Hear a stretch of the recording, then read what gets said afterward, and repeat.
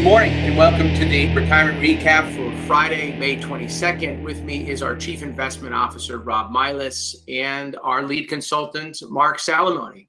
So, Rob, I'm going to turn it over to you to talk about a pretty exciting week in the market in the sense that there was a lot of activity. And it seems to me like we're looking maybe for some good news that may or may not be there. And I know that there's the China-U.S. tension being stirred around in the pot again. So bring us through what happened in a pretty eventful week.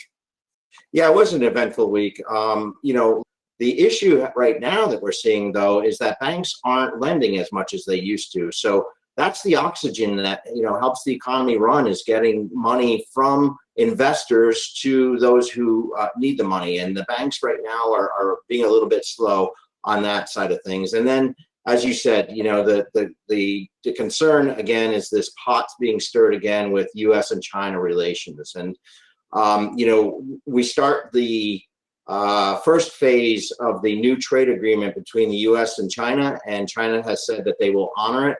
But certainly the tensions are rising over, the origins of the coronavirus and tensions in Hong Kong. So stay tuned on that. That is not good news to be in a trade war in the middle of, a downturn in the global economy. Thanks so much, Rob. Very interesting. And along with your market update on Fridays, we'd like to cover a couple of fiduciary topics. So a very important fiduciary topic, of course, is cybersecurity. But why we're talking about that today is there's a lot of activity in retirement plans because of the CARES Act, potentially loans or distributions.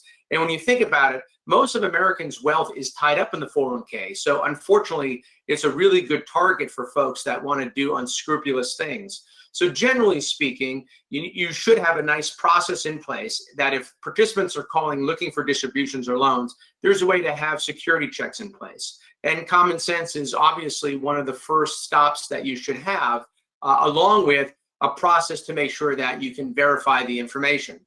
One of the other things we recommend plan sponsors do is to have a fiduciary insurance policy and to know the ins and outs of that policy, as well as any cybersecurity policy that they have overall for their business. Record keepers also have these policies. And one of the things we do with our clients is to make sure that record keepers not only have a good secure policy, but also have a good process in place to make sure that when distributions do come through, that there's checks and balances to make sure that they're accurate. So keep that top of mind always, but particularly during this time of COVID-19 where we're working remotely and also people are looking for some distributions in their account. Lastly, I'll mention there's two big companies that everybody would recognize that have had security breaches and their employees are suing their employer because of this. So this is a real threat that should be taken seriously. So Mark, I'm going to turn it over to you for some information from the Department of Labor about electronic distributions, which is something we've all been waiting for, but obviously makes our life easier as we're all working remote these days. That's right, Rich. And I don't think anyone enjoys mail, specifically retirement plan related mail. And mailings for notices related to retirement plans is now going to change going forward, which is great news. And it's all going digital.